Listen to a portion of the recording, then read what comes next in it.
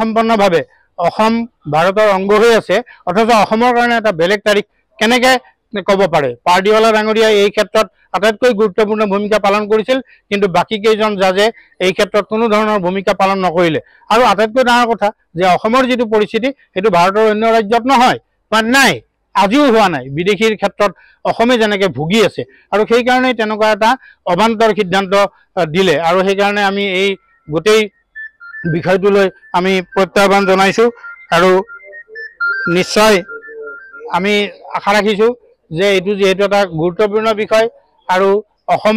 অসম যদি ভাৰতৰ অংগ হৈ থাকিব লাগে তেতিয়াহ'লে অসমত 1951 ভিত্তিবছৰ বাহাল থাকিব লাগিব কাৰণ নহ'লে ত্ৰিপুৰাৰ দৰে পৰিস্থিতি হ'ব পেলেষ্টাইনৰ দৰে পৰিস্থিতি হ'ব আমি তথ্যপাতিসহ আমি পুনৰ এই ৰিভিউ পিটিশ্যনৰ জৰিয়তে আমি কৈছোঁ যে পৃথিৱীৰ ভিতৰত তথা ভাৰতৰ ভিতৰত অসমেই একমাত্ৰ ঠাই য'ত ব্ৰিটিছে ঔপনিৱেশিক চৰকাৰ প্ৰতিষ্ঠা কৰোঁতে বিদেশী মানুহবোৰ ইয়ালৈ আনিছিল আৰু সেই বিদেশী মানুহৰ পাৰ্চেণ্টেজ প্ৰায় 1.5 কোটি হ'ব আৰু সেইবোৰক মানে অসম আমাৰ পূৰ্বপুৰুষে খিলঞ্জীয়া জনগোষ্ঠীসমূহে ভাৰতীয় নাগৰিক হিচাপে 1947 মানি লৈছে 1.5 কোটি এইটোতো ধেমালি নহয় তে 1.5 কোটি মানুহক মানে মহান মানৱতা আৰু উদাৰতাৰ সৈতে আদৰি লোৱাৰ পিছত আকৌ বলপূৰ্বকভাৱে 1971 25 মাৰ্চ এই তাৰিখটো হ'ল বাংলাদেশৰ স্বাধীনতা ঘোষণাৰ তাৰিখ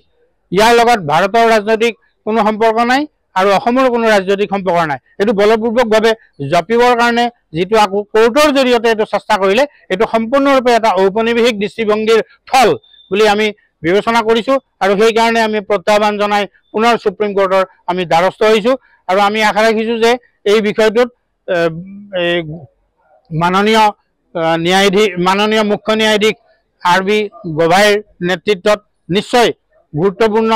বিবেচনা কৰি এই ক্ষেত্ৰত এটা সঠিক সিদ্ধান্ত ল'ব যাৰ জৰিয়তে অসম বিদেশীৰ আগ্ৰাসনৰ পৰা ৰক্ষা পৰিব।